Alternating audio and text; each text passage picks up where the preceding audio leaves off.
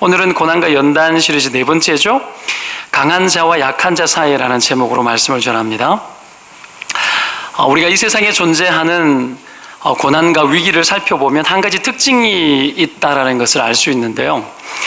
그건 주로 약한 자들의 몫일 때가 많다라는 거예요. 약한 자들의 몫일 때가 많아요. 강한 자들이라고 해서 고난을 당하지 않는 것은 아니죠. 현실 세계를 보면 강한 자도 고난을 당해요. 그러나 현실 세계를 구석구석 찾아보면 약한 자들이 주로 고난을 많이 당합니다. 공감하시죠? 그죠? 우리는 이런 위험성을 잘 알기 때문에 할 수만 있다면 약하지 않고 강해지기를 원합니다. 강해지기를 원해요. 내가 강해지기 원하기 때문에 항상 힘을 비축하고 저장하기 위해서 애를 쓰고 우리가 그렇게 살아가는 거죠. 때문에 온 세상 속에는요, 이 강한 힘이 진리라는 어떤 프레임이 존재합니다. 강한 힘이 진리이고 이것이 없으면 되지 않을 것이라는 어떤 강박적인 이 사고, 진리가 아닌 신념 체계가 사람들한테 편만합니다. 이건 아이들에게 물어봐도 똑같이 대답합니다. 예전에 충격적인 그 아이들의 그 어떤 토론하는 무슨 프로그램이었는지 기억이 안 나는데 잠시 한국 사회를 충격에 빠뜨렸던 것이 있었습니다. 예전에 한번 지나가면서 이야기했었던 것 같기도 한데요. 아이들을 인터뷰하는 장면이 나왔는데 부자 아빠와 가난한 아빠가 있다면 누구를 선택하겠냐고, 돈 많은 아버지와 돈 없는 아버지가 있다면 누구를 선택하겠냐고 이야기했을 때 아이들이 다 부자 아빠를 선택해요. 다 부자 아빠를. 그러면서 하는 이야기가 돈이 없으면 학원도 못 가잖아요. 돈이 없으면 우리가 여행도 못 다니잖아요. 그렇게 말하는 거예요. 그 아이들도 그런 것들로 가득한 겁니다. 이건 아이들을 망친 겁니다. 아이들이 이 성인이 되어서 그것을 깨달으면은 괜찮습니다. 근데 이 어릴 때부터 그런 생각을 가지고 있다는 건 아이들을 망치는 거예요. 분명히 말하지만 망치는 거예요. 하나님이 우리에게 주신 고결한 진리의 가치들이 우리 안에 살아남지 못한 채 이 세상이 던져놓고 있는 그 가치가 어린 아이들의 생각 안에 박힌다면 그것은 매우 잘못된 것이고 우리가 매우 잘못 가르치는 겁니다. 그래서 참 안타까워요. 이 돈이 진리이고 힘이 진리라는 이런 비진리, 진리가 아닌 신념 체계가 온 세상 가운데 가득한 거죠. 이게 이 세상이 가지고 있는 세계관입니다.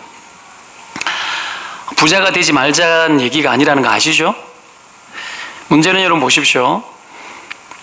그 힘을 갖게 되더라도 우리가 건전하게 사용하면 많은 사람을 고통에서 해방시켜 주거나 그리고 그들에게 위로가 될 겁니다. 근데 그 힘을 잘못 사용하게 되면 그 피해는 사회 구조상 죄다 약한 자들에게 다 가요. 약한 자들에게. 힘을 잘못 사용하면 억울한 자들이 생겨나는 겁니다. 하도 요즘 대한항공 이렇게 그쪽 집안 문제가 난리다 보니까 진에어 이야기가 요즘 한 번씩 나오잖아요. 제가 이렇게 제주도를 가면 꼭 진에어를 타요. 진에어. 꼭 그것을 타고 가는데 보니까 이게 그 집안 거더라고요. 대한항공 자회사라는 건 알았지만 최근에 이 그 집안 갑질 사태와 더불어서 퇴진 운동하고 막 그러잖아요. 그러면서 봤더니만 이 진에어 직원이 1,800명이에요. 1,800명인데 면허를 취소할 수도 있다는 이야기가 왔다 갔다 하고 있죠. 그러면 어떤 일이 벌어질까요? 거기에 딸린 식구들 1,800명이 하루아침에 직장을 잃는 거죠.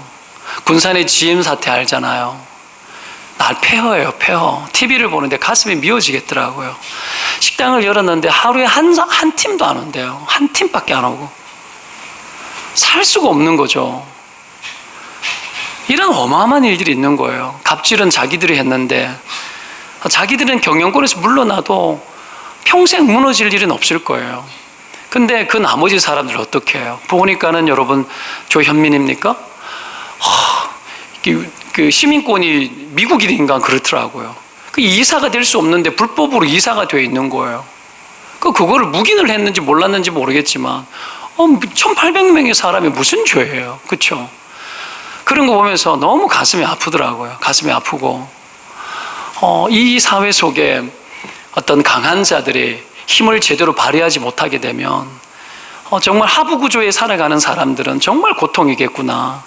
정말 그들 때문에 우리는 당하는 고통인지 모르고 있는데 뒤져 올라가 보면 그들 때문에 당하는 고통들이 너무 많구나.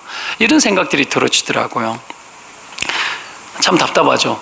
지난주에 우리나라에 되게 기쁜 소식이 있었잖아요. 뭐죠? 뭡니까? 되게 기쁜 소식? 축구에 이겼잖아요. 여러분 안 기쁘셨어요? 저는 되게 기뻤는데요. 여러분 너무 기뻤어요. 한국이 독일을 이길 거라고 아무리 예측 못했잖아요. 2대0으로 이기는 것보다 7대0으로 질 확률이 거의 100% 거의 더 세다라고 외국 배팅 업체에는 여러분 한국이 이길 확률에다가 배팅을 하면은 100배의 돈을 주고 그랬어요. 이런 사람들 믿음이 되게 없죠, 그죠? 하여튼 제가 믿음이 너무 많은 건지는 모르겠습니다만은 결국은 이겼지 않습니까? 이겼지 않습니까? 잘은 모르겠지만 이게 한국에 좀 위로가 된 것 같아요. 제가 참 재미난 기이한 경험을 좀 이야기할게요. 이날 새벽에 제가 4시에 눈을 떴어요. 4시에 눈을 떠서 눈을 뜨고 새벽에 깨면은 늘 기도를 해야 되는데 눈을 뜨고 기도해야 되겠다 한 생각을 이렇게 하면서 이렇게 이 깨어나는 그 타이밍에 갑자기 머릿속에서 노래가 생각이 나는 거예요. 여러분 그런 경험 있습니까? 노래가 생각나는데 어떤 노래인 줄 압니까? 정수라가 옛날에 불렀던 대한민국. 이 노래가 새벽 4시에 깨자마자 이게 계속 나오는 거예요. 이게 머릿속에서 떠나질 않는 거예요, 여러분. 이게 어쩌면 좋아요. 그래서 계속 가사를 묵상하면서 그 노래를 불렀어요. 하늘엔 조각구름 떠있고 강물엔 유람선이 넘치고 뭔 이런 일이 있어요. 내 평생 살면서 새벽에 눈 뜨자마자 노래가 생각이 나가지고 옛날 20대 때 은혜 받을 때 꿈에서 찬양하다가 깨자마자 그 찬양을 연이어서 부른 적은 여러 번 있어요. 근데 이런 경우는 처음이에요. 처음이었는데 이 하나님이 노래를 부르게 한 것 같아요. 그래서 이 노래를 가사를 계속 부르는데 여러분 이 노래 가사 다 아시죠? 그죠? 여러분 뒤쪽에 넘어가면 어떤 가사가 있는 줄 아십니까? 원하는 것은 무엇이든지 될 수가 있고 쭉 이야기하다가 이렇게 우린 은혜로운 이 땅을 여기에서 팍 꽂혀버렸어요. 제가 은혜로운 이 땅을. 여러분 이 대한민국이 은혜로운 땅이라는 거예요. 이 정순아가 그 옛날에 내가 넌 크리스찬일 때 불렀거든요. 중학교 때. 여러분 이 땅이 은혜로운 땅이라고 이분이 크리스찬인지는 모르겠지만 이 대한민국이 은혜로운 땅이래요. 이 노래를 대한민국 모든 사람이 불렀잖아요. 저는 대한민국 참 좋은 나라라고 생각을 합니다. 그러면서 하는 이야기가 이강산을 노래 부르네라고 하면서 우리 대한민국 우리 조국 영원토록 사랑하리라. 사랑하리라. 내가 참 우리나라 사랑하는구나. 나 사랑해요. 우리나라 진짜 사랑하거든요. 여러분 사랑합니까? 사랑하시기를 축원드립니다. 자기 조국을 사랑하지 않는 사람은 아주 잘못된 거예요. 뭐라 그 헬조선이고 별소리를 다 해도 이 나라를 사랑해야 돼요. 정말 성경적이죠. 그렇죠? 은혜로운 이 땅. 우리나라가 얼마나 고난에 강한 민족이었습니까, 여러분? 새벽 4시에 이 노래를 속으로 부르는데 이 조국을 다시 한번 축복하라는 메시지로 저는 들렸어요. 이 하나님 뜻이라는 거죠. 그리고 기도했죠. 근데 그날 축구가 있는 날이었는 거예요. 저한테만 주신 하나님의 특별한 은혜였다고 저는 생각을 하는데 이날 축구가 보여준 게 뭔지 아십니까? 저는 여러분 그 축구를 보고 그날 새벽의 경험들과 더불어서 대한민국을 보면서 큰 대한민국의 위로라는 생각도 들어지면서 그 옛날 때를 기억하라고 메시지도 저에게 주셨고 그날 축구를 보면서 하나님 저에게 깨닫게 준 것이 있는데 그게 뭐냐면은 이 축구는 대한민국 역사의 축소판이야. 하나님 저에게 그런 메시지를 줬어요. 이 축구가 대한민국 민족의 축소판이야. 대한민국의 발전을 보면 세계사에서 유례가 없잖아요. 진짜 유례가 없어요. 대한민국의 이 역사의 발전, 근대에 경제화되어지고 이런 어떤 일들은 세계적으로 같은 조건에서 이런 일들이 일어난 나라는 대한민국밖에 없다라는 거예요. 이건 사실입니다. 팩트입니다. 팩트입니다. 이게 있잖아요. 상상할 수 없는 일이래요. 이런 여러분 급작스러운 발전은 특별한 뭔가가 개입되지 않으면 도저히 일어날 수 없는 일들이 이 대한민국 땅 안에서 일어났다라는 거죠. 우리가 얼마나 약하고 얼마나 찢어지게 가난했고 얼마나 여러분 고통 중에 있었습니까? 일제강점기 수십 년 동안에 수탈을 당하고 끝나자마자 6.25 터져가지고 폐허가 돼버리고 그 폐허가 됐던 것들이 제 어릴 때 시골에 있잖아요. 시골에 냇가다 어디로 돌아다니면 우리가 폭탄을 발견을 했어요. 냇가에 인민군 수류탄 같은 것들이 나왔어요. 우리 동네에도. 그래가지고는 어떻게 하면 그 6.25의 흔적이 어릴 때도 동네에 막 있었거든요. 그런 것을 우리가 보고 자랐는데 그 폐허 같은 민족 완전히 박살나서 세계사에서 먼지가 될 뻔한 그런 대한민국 아니었습니까? 너무 약했죠. 그 여러분 불가능한 나라, 그 나라가 이 축구가 그런 거예요. 이 세계 열강들 가운데서 너무나 연약하고 열악하고 강대국들 사이에서 약국일 수밖에 없는 이 대한민국이 마치 축구가 이긴 것처럼 이 대한민국이 지금까지 그렇게 왔더라는 거죠. 실제로 지난번에 설교 때 이야기했지만 6.25 때에 유엔군이 참전이 불가능한 일이었죠. 왜요? 구소련이 있었기 때문에. 안전보장이사회가 회집을 해서 만장일치가 되어야 전쟁 참여가 되는데 그때 어떤 일이 있었다 그랬죠? 소련의 이 대표가 유엔 안전보장이사회 참여하기 위해서 오다가 차가 고장이 나가지고 결국은 참여를 못한 거예요. 못해가지고 결국은 만장일치로 결의를 해서 이 대한민국에 유엔군이 참전을 하게 돼서 우리나라가 어떻게 연명해서 된 거죠. 그렇죠? 근데 한번 보십시오. 나중에 그 헌금함을 이 투표함을 쪼개었더니 막 그 투표 만들었던 사람이 그 안에 글귀를 써놨다 그랬죠. 하나님, 이 안전보장 이사회에서 내릴 모든 결정이 하나님의 뜻대로 되는 결정이 되게 해주십시오 하고 투표함 안에다가 그 기도문을 써가지고 예수님의 이름으로 아멘 찍어 놓은 거예요. 새겨 놓은 거예요. 이게 오래돼가지고 이제 그것을 다른 걸로 교체하는 과정 속에 나온 거죠. 어떤 의미가 있는 겁니까? 하나님이 이 대한민국을 향하여서 여러분 특별한 사랑을 베풀고 혜택을 베풀어서 그 일들이 하나님의 역사의 주관 속에서 이루어지고 다스려졌다라는 거죠. 이것도 믿으면 아멘입니다. 하나님이 나라의 주인이시죠. 그 일들을 지금껏 해오셨고 지금도 하고 계십니다. 지금도 하고 계셔요. 그러한 어떤 하나님의 특별한 은혜가 있죠. 약한 자와 강한 자 사이에서 하나님이 계시면서 이 대한민국의 이 약한 나라에 130여 년 전에 복음을 주시고 여러분 그 모든 과정 속에 한번 보십시오. 그 고통 중에 그러면 왜 이런 일들이 일어났는가 해석했을 때 여러분 하나님 외에는 대한민국을 해석할 길이 별로 없어요. 진짜 없어요. 유례가 없어요. 기가 막힌 나라죠. 여러분 그 속에 또 뭐가 있었습니까? 부르짖음이 있었죠. 일제 압박기 때에 여러분 독립을 위해 가지고 수많은 사람들이 싸웠는데 그 중에 많은 사람들 정말 절대적으로 다수의 사람이 누구냐면 그리스도인들이었죠. 실제로 그렇죠. 민족 대표 3.1운동 할 때도 여러분 거기 대표 30여 명이 모였습니까? 몇 명입니까? 거기에 대부분의 사람이 크리스찬들이었어요. 조국을 얼마나 사랑했는지 몰라요. 그때의 이 조국을 향한 여러분 이 민족의 이 기독교는 어떤 기독교였죠? 애국하는 기독교였습니다. 애국하는 기독교. 기독교인들 생각 안에는 애국하는 것이 보편적이었죠. 그리고 6.25가 터지고 여러분 수많은 이 공산화되어지는 과정 속에서 크리스찬들, 종교 지도자들이 얼마나 순교를 많이 당했는지 모릅니다. 일제시대 때도 마찬가지고요. 그런 민족이에요. 하나님이 우리 민족의 그 부르짖음과 피해 호소를 하나님이 귀히 여기시고 보신 거예요. 저는 그렇게 생각합니다. 여러분 그 피해 호소가 있고 순교자의 피와 그 부르짖음 때문에 우리가 먹고 살고 있구나 이 생각들이 들어집니다. 이 남북을 위해 가지고 우리가 얼마나 기도했습니까? 너무너무 많이 기도했죠. 저도 조국을 위해서 얼마나 기도 많이 했는지 몰라요. 그러면서 최근에 일어나는 이 일들이 끝까지 가봐야 알겠지만 하나님이 개입이 아니라고 함부로 말할 수는 없습니다. 그렇죠? 함부로 말할 수 없어요.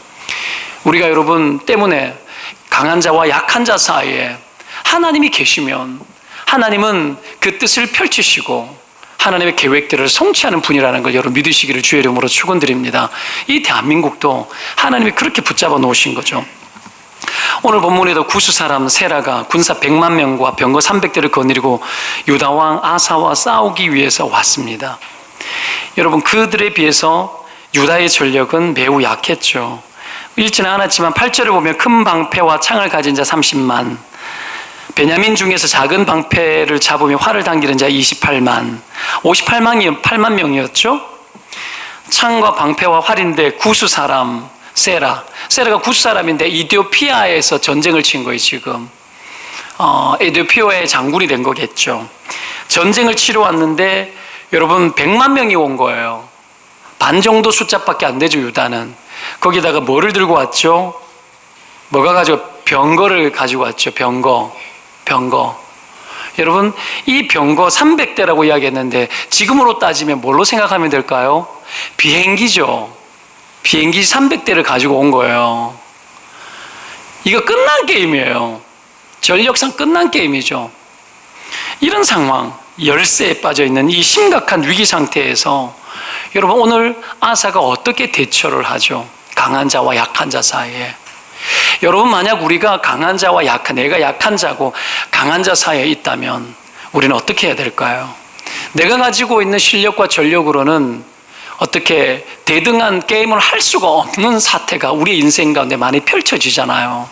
그때 당하는 압박감들, 거기에서 내가 지게 되면은 망할 수도 있고 끝장날 수도 있는 그런 일들이 이 세상에는 분명히 존재하잖아요. 그때 우리는 어떻게 해야 될까요? 우리는 지난주에 부르짖음에 대해서 나누었습니다. 오늘 이 아사가 부르짖는 자 중에 대표적인 인물 중에 한 명입니다. 아사는 부르짖었어요. 하나님께 나아가서 부르짖었죠. 그 부르짖음의 기도의 내용들을 오늘 살피려고 합니다. 그 내용을 살펴보면 강한 자와 약한 자 사이에서 우리가 압박을 당하고 고난을 당할 때에 우리가 부르짖으면서 하나님 앞에 어떻게 이 위기와 고난을 대처할지에 대해서 몇 가지 우리에게 교훈을 주고 있습니다.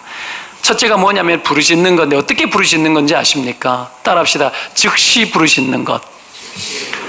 여러분 즉시 부르짖는 거예요. 오늘 아사 왕이 부르짖어 기도하는데 11절을 한번 보시기 바랍니다. 11절을 같이 읽겠습니다. 11절 시작. 부르짖어 이르되 여호와여 힘이 강한 자와 약한 자 사이에는 주밖에 도와줄 리가 없사오니 우리 하나님 여호와여 우리를 도우소서. 우리가 주를 의지하오며 주의 이름을 의타가 없고 이 많은 무리를 치러 왔나이다.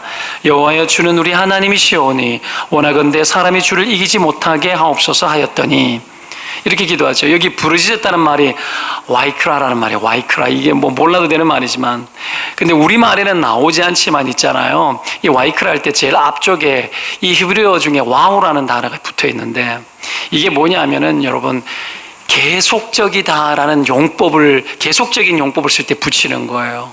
무슨 얘기냐 하면 부르짖는데 그냥 부르짖는 것이 아니라 실제로 숨어 있는 의미는 뭐예요? 바로 연이어 즉시 부르짖었다는 얘기예요. 바로 연이어 즉시. 10절을 보면 아사가 마주 나가서 전열을 갖추었다고 나오죠. 가기 전에 기도했어요. 언제 기도한 거죠? 전열을 갖추고 싸우러 왔기 때문에 싸우러 가서 전열을 갖추고 딱 준비한 그 상태에서 바로 뭐 했다는 겁니까? 딱 준비하고 난 이후에 바로 뭐 했죠? 기도했죠. 이번에 축구할 때도 보십시오. 뭐 손흥민이나 뭐 크리스찬들이라고 들었는데 게임 하기 전에 막 기도하고 게임 끝나고 막 기도하고 그러잖아요. 이게 여러분 막 시작하기 전열을 다 갖추고 난 후에 딱 기도하는 거예요. 여러분 싸움 직전이라는 겁니다. 전열을 갖추자마자 현장에서 부르짖어 기도했다라는 거예요. 여러분 현장성 있는 기도가 능력 있는 기도인 줄 믿으시기를 축원드립니다. 현장성 있는 기도가 뭐예요? 즉시 기도하는 거예요. 즉시 기도하는 것. 기도는 미루면 안 돼요. 그 순간에 하나님이 원하는 기도를 해야 돼요. 즉시. 그래서 순간순간 기도해야 돼요. 저는 그런 기도 생활에 매우 익숙한데 여러분 사소한 것들 하나하나에 여러분 삶에 하나님이 개입되도록 반영하는 거예요. 여러분 이런 것들이 필요합니다. 옷을 입으면서 넥타이를 매면서 이 넥타이를 누가 사줬지? 요즘은 기억도 잘 나지 않는 일들이 많아요. 많지만 그래도 기억나는 대로 순간 기도해. 화장품을 바르면서 기도하고, 여러분 아셔야 돼요. 삶 속에 무슨 일이 있으면 기도하는 거죠. 막 지난번에 이 시계 잃어버렸을 때도 계속 내가 찾았다 그랬죠. 기도했다 그랬죠. 하나하나 사소한 것까지 현장 속에서 기도하는 거예요. 여러분 이 기도가 살아나시기를 축원드립니다. 즉시 기도하는 거. 여호수아가 아말렉과의 전쟁에서, 현장에서 전쟁할 때에 모세가 산 위에서 두 팔을 높이 들고 기도했죠. 뭘 보면서요? 현장을 보면서 기도했죠. 그때 그 팔이 내려오니까 전력에서 밀리고 팔이 올라가니까 이기게 되고, 그것을 보고 있었던 누굽니까? 아론과 훌이 모세에 어떡합니까? 두 팔을 들고 같이 서서 같이 기도하지 않습니까? 뭐 어떤 기도죠? 이게 현장성 있는 기도죠. 현장감 있는 기도. 현장에서 기도하시기를 축원드립니다. 우리의 삶은 여러분 전쟁터예요. 그 전쟁터 속에서 여러분 보이지 않는 어둠의 전쟁들도 같이 막 일어납니다. 영적으로 무너지면 안 돼요. 깨어나야 돼요. 현실 앞에 다가오는 수많은 순간들을 보면서 놀라지 말고 깨어서 기도해야 되는 거죠. 이것이 성경이 우리에게 요청하는 겁니다. 하나님이 살아계시기 때문에 그 현장 속에 바로 역사하는 분이라는 걸 믿으시기를 축원드립니다. 기도가 지치면 현장이 엉망이 될 수 있습니다. 때문에 위기가 오고 고난이 막 들어닥칠 때는 그때 기도가 밀리면 다 밀립니다. 특별히 아사는 왕이었고 모세도 이스라엘의 왕 같은 지도자로 서 있었지 않습니까? 뭘 보여주는 겁니까? 특별히 한 사람의 지도자의 기도가 얼마나 중요하냐라는 거예요. 한 사람의 기도가 전체를 살렸다라는 거예요. 오늘 아사 왕 혼자 기도한 거예요. 다른 사람이 기도했다는 얘기가 없어요. 근데 왕이 이스라엘의 대표 아닙니까? 나라의 책임자 아닙니까? 그가 부르짖을 때 그 혼자의 부르짖음으로 여러분 100만 대군들이 싹쓸이가 되어버렸어요. 여러분 하나님이 그렇게 역사하시더라는 분이 역사하셨다라는 거죠. 한 사람의 기도의 능력 중요합니다. 이를 맞닥뜨리고 현장 앞에서 내가 기도하는 것이 얼마나 중요한지 몰라요. 기도가 살아나시기를 축원드립니다. 어떤 기도요? 현장성이 있는 기도요. 즉시 기도하는 거요. 이 기도 속에서 현장이 뒤밀리지 않고 현장 속에서 전진할 수 있는 역사가 일어날 줄로 믿습니다. 여러분 일터 현장 속에서 기도하고 서야 돼요. 하루의 일과를 시작하기 전에 여러분 기도의 전투를 벌이셔야 돼요. 강한 자와 약한 자 사이에 하나님이 계시다고. 여러분 뭐 강한 자가 누굽니까? 여러분 힘 있다고 갑질하는 사람들 아닙니까? 그 사이에서 어떻게 이겨요? 이기기 쉽지 않습니다. 여러분 그 갑질을 여러분 우리의 힘으로는 못 이겨요. 강한 자와 약한 자 사이에 하나님이 계시다고. 주님 역사하여 달라고. 하루를 시작하면서 직장에서 갑질하는 사람이 누구예요? 그 사이에 하나님이 계시다고. 하나님이 이기게 하여 주십시오. 사람이 이기지 못하게 도와주십시오. 하나님 내가 이기고 싶은 마음이 없습니다. 내가 이기면 어떻게 해야 됩니까? 혈과 육의 전쟁해야 됩니다. 내가 이기게 되면 결국은 여러분 그 영광을 내가 가지고 가야 되죠. 아브라함이 여러분 318명 거느리고 소돔과 고모라 전쟁하고 난 이후에 10의 1을 누구에게 드립니까? 거룩한 대제사장에게 드립니다. 누구에게 드린 거죠? 하나님을 인정하는 거예요. 하나님이 이기게 하는 거예요. 하나님이 이기게요. 하나님이 이기게 하는 사람이 진짜 강한 사람입니다. 왜죠? 하나님 그분의 능력이 나타나기 때문입니다. 우리가 보고 싶은 게 뭐죠? 우리가 보고 싶은 게 뭡니까? 과연 내가 믿는 하나님이 내 삶의 현장 속에 계시냐라는 거예요. 우리가 보고 싶은 게 뭡니까? 나의 현장 속에 하나님을 보고 싶은 거예요. 내가 즉시 기도할 때 역사하는 그 하나님 보고 싶은 거예요. 안 보고 싶어요? 보고 싶은 분은 아멘 보기를 바랍니다. 그 현장 속에서 우리가 봐야 돼요. 집안에서 설거지를 하고 방 청소를 하고 집안일을 하면서도 그 하나님 봐야 돼요. 막 남편의 일을 돕지 않는다고 해가지고 입이 여러분 이만큼 나오지 말고 여러분 그 속에서 하나님 앞에 이 강한 자가 약한 자 사이에 하나님이 계시다고. 하나님이 이기셔야 돼요. 안 그러면 부부 싸움밖에 안 해요. 하나님이 이기도록 만들고 직장생활 속에서도 하나님이 이기게 만들어야 돼요. 우리를 충동질하는 사람이 있어요. 싸움을 걸어오는 사람이 있어요. 싸움을 걸어오는 사람들 하나님이 이기게 만들어야 돼요. 누가 이겨도 안 돼요. 여러분 하나님이 이겨야 됩니다. 상대방을 패자로 만들면 안 돼요. 상대방을 내가 패자로 만들면 여러분 평생 원수처럼 삽니다. 하나님이 이기시면 그 어떤 여러분 우리의 후유증도 남지 않는 거죠. 오늘 아사가 이러한 기도로 하나님 앞에 섰죠. 한 사람의 기도로 전체가 살아났습니다. 그래서 기도를 과소평가하지 말아야 됩니다. 때문에 교회에서 가장 큰 재산은 누굽니까? 교회의 최고의 재산은 뭐죠? 돈 많은 사람입니까? 아니죠. 기도하는 사람이 제일 큰 재산이에요. 제일 큰 재산입니다. 기도하는 재산이 되시기를 축원드립니다. 기도하는 사람이 재산이죠. 그렇죠? 여러분, 이 교회가 기도로 여러분 집중하는 교회가 되기를 바랍니다. 매 순간 특정한 시간을 쪼개가지고 새벽에 나올 수 없고, 여러분 그런 거 압니다. 그래서 어떡합니까? 침상머리막 기도하라 그러고, 여러분 깨어서 늘 하나님과 더불어서 기도하고 사셔야 합니다. 그것이 우리를 살리고 즉각 역사는 하나님을 보게 될 줄로 믿습니다. 그 첫 번째고, 두 번째, 하나님을 절대 의존해야 됩니다. 절대 의존. 아사가 부르짖어 기도할 때에 가진 태도가 뭐냐면 절대 의존의 태도죠. 강한 자와 약한 자 사이에 주밖에 도와줄 리가 없사오니 우리 하나님 여호와여 우리를 도우소서, 그렇게 기도하는데, 이 절대 의존의 기도의 특징을 보여주는 단어가 있습니다. 그게 뭐죠? 주밖에 없사오니. 주밖에 없사오니. 절대 의존하는 사람의 특징이 뭐죠? 하나만 붙드는 거예요. 하나만 붙드는 거. 아사 왕이 지금 주님 한 분만 붙들고 기도하는 거죠. 하나님은 이런 자에게 능력을 행하십니다. 역대하 16장 9절, 그 뒷절에 한번 넘겨보시기 바랍니다. 16장 9절을 읽어보겠습니다. 앞부분만 읽겠습니다. 여호와의 눈은, 시작.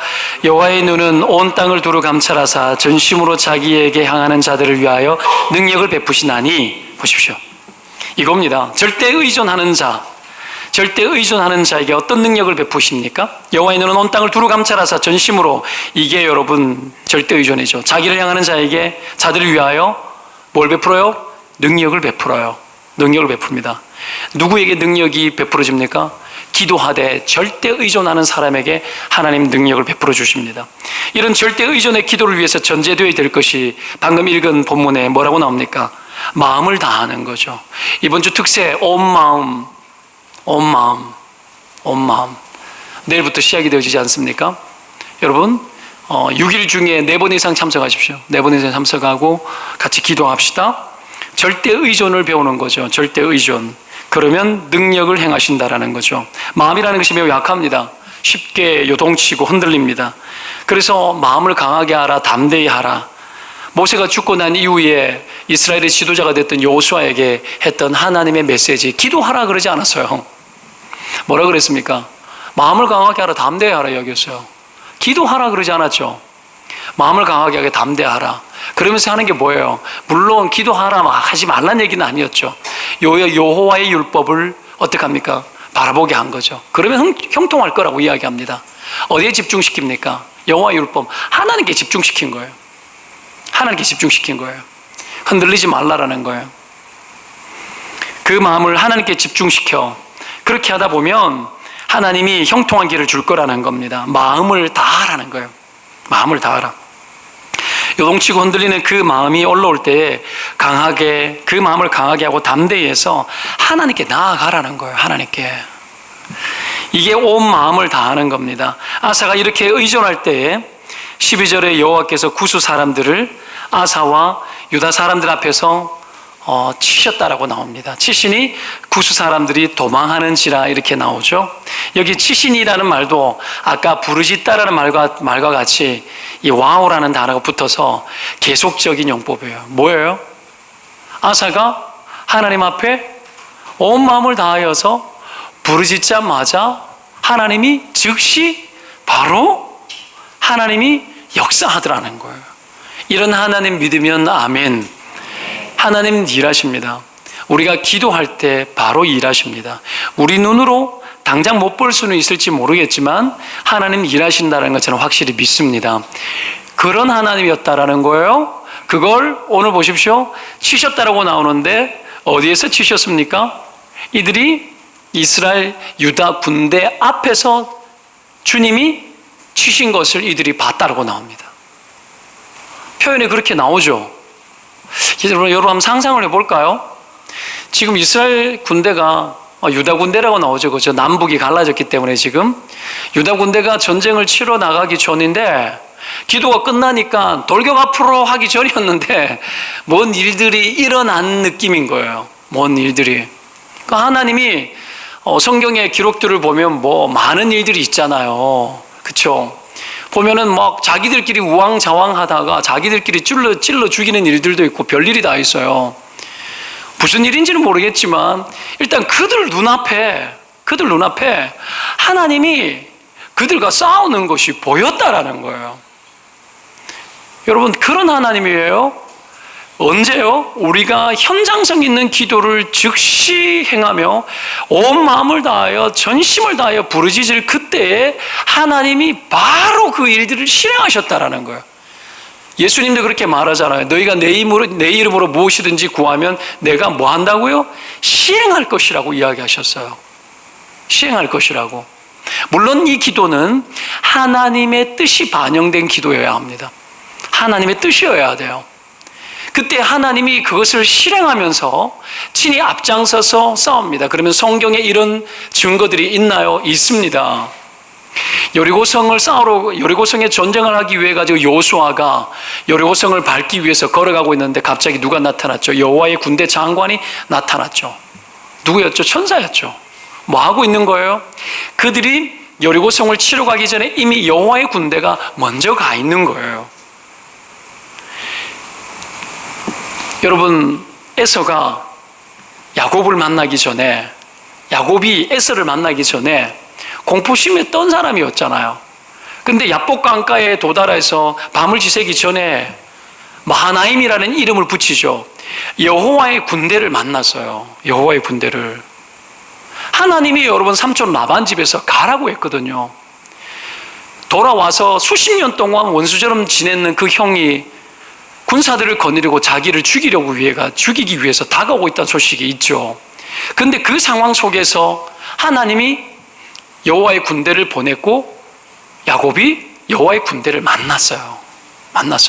거기에서 뭐합니까? 마하나임이라는 이름을 붙이는 거예요. 여호와의 군대라는 이름을 붙이는 거예요. 그 땅의 이름을. 뭐 하는 거예요?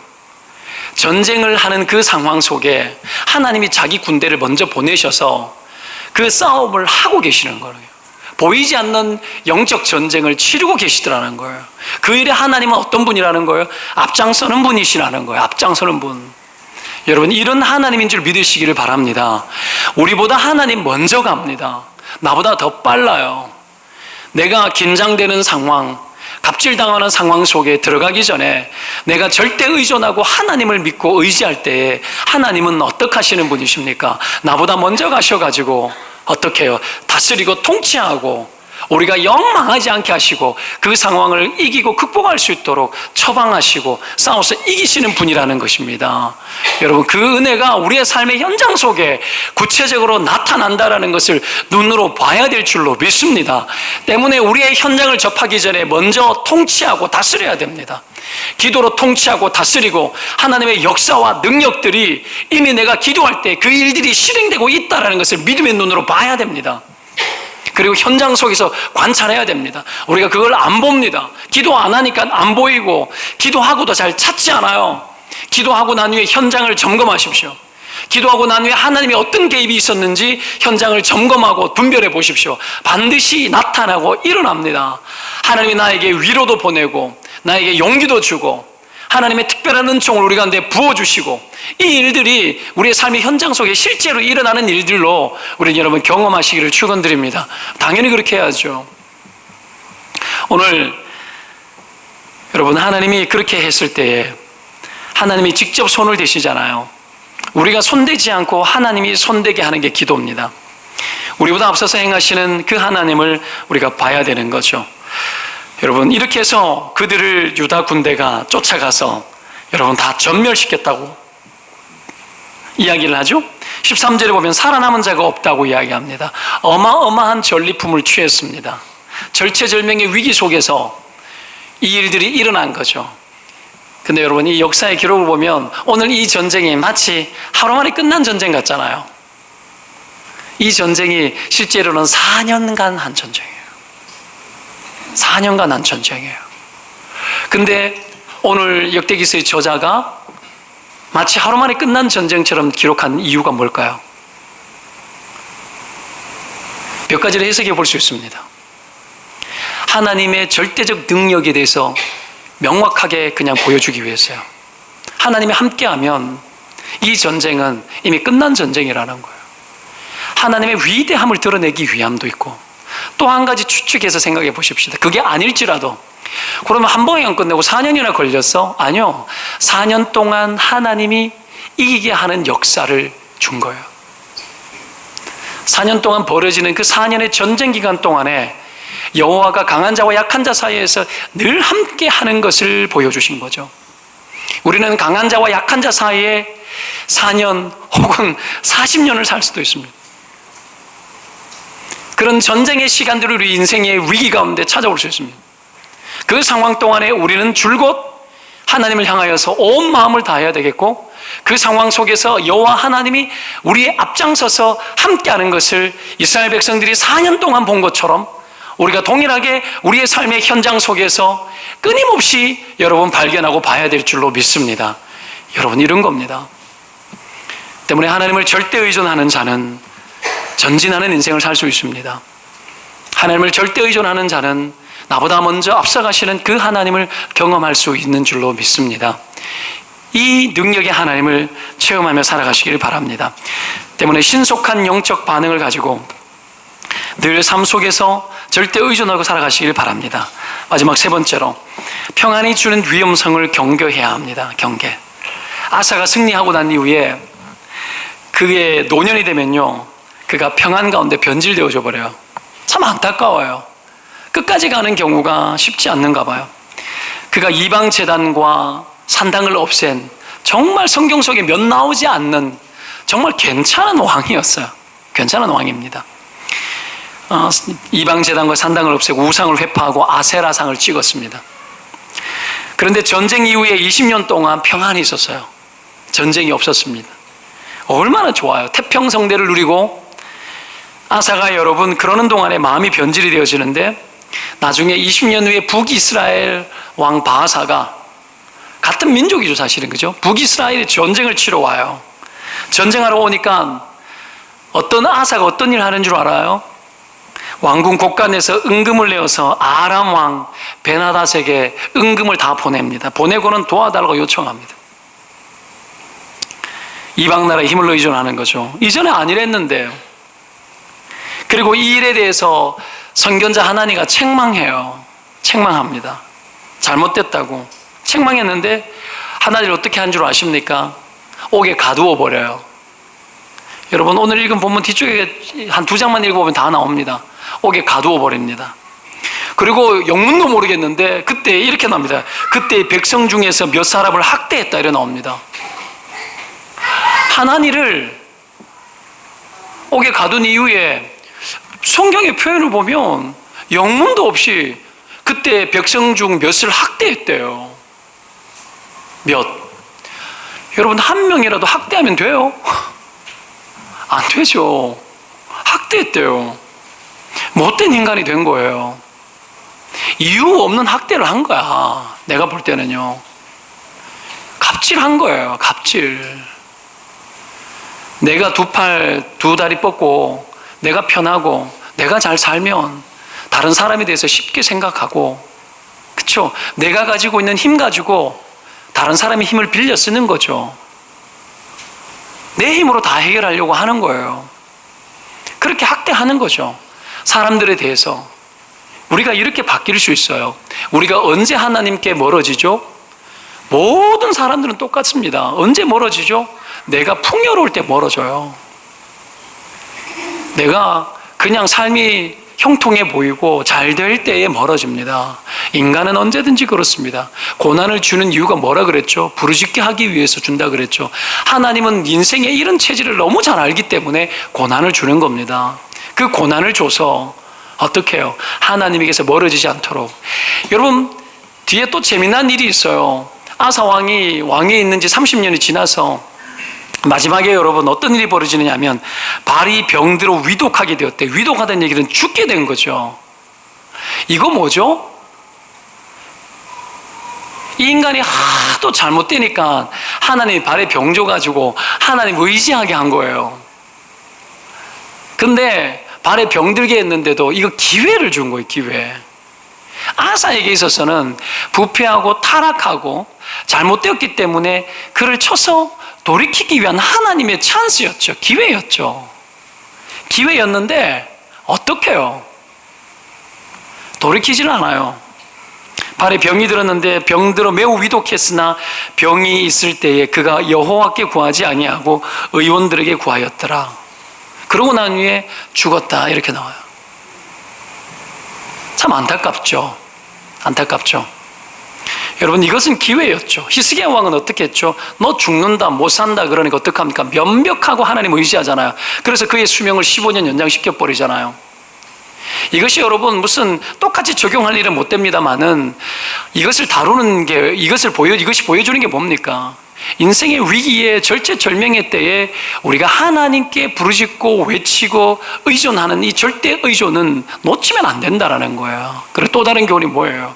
우리의 인생에 찾아들어와 하나님과의 나와의 관계를 긴밀성을 떨어뜨리게 만들어내는 수많은 풍요로움과 괜찮아 보이는 그 일들 앞에 우리의 영혼이 병들지 말라라는 거예요. 병들지 말라라는 거죠.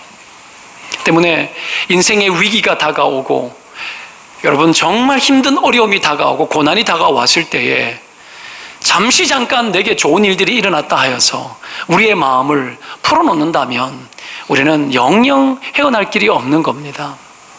이런 다잡는 그런 은혜가 있기를 주의 이름으로 축원드립니다. 육신이 평안한 20년 태평세월 동안에 아사가 모든 것들을 다 잃어버렸습니다.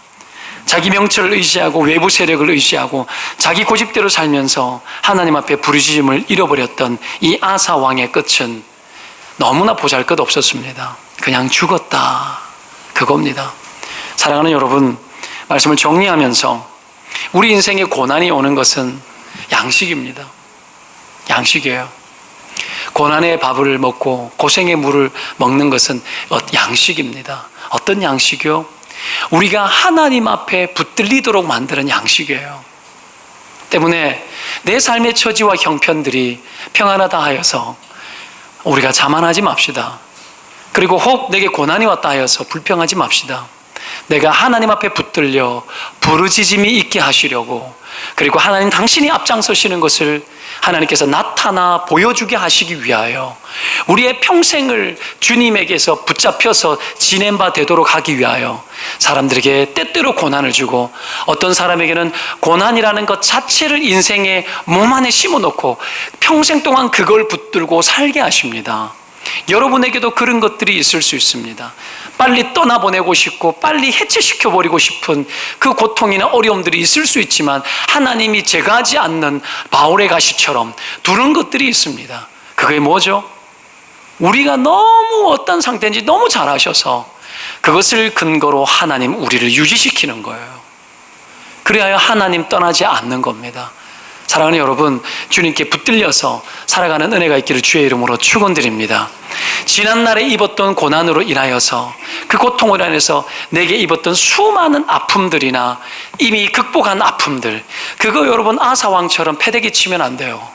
그걸 보물로 여기고 붙들고 살아야 돼요. 붙들고 살아야 됩니다. 여러분, 그것 때문에 하나님 앞에 붙잡혀야 됩니다. 주님의 놀라운 역사 앞에 내 인생이 붙잡혀 살아가는 것을 복이라 여겨야 돼요.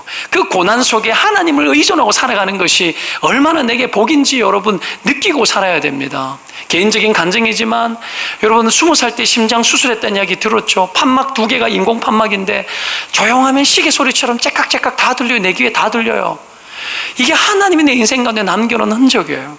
흔적이에요. 여러분, 이것도 정상적으로 안 뛰어요. 부정맥이 심해서 째깍째깍 안 그리고 째깍째깍 막 지 맘대로 뛰어요. 불안전함 속에서, 약간의 초조함 속에서 그 소리를 들으며 내 인생 붙드셨던 그 하나님 앞에 붙들려서 잊지 않고 내가 하나님 떠나지 않고 하나님 의존하게 하도록, 하나님 그렇게 내 인생 붙들고 있잖아요. 여러분의 인생의 고난이 하나님께 붙잡히는 여러분 인생의 밥이에요. 그거 먹어야 돼요. 그거 받아야 돼요. 받으면서 여러분 하나님이 만들어내시는 하나님의 역사의 현장들을 경험하고 살아가는 그런 복된 인생들 여러분 끊임없이 살아가시기를 주의 이름으로 축원드립니다. 기도합시다.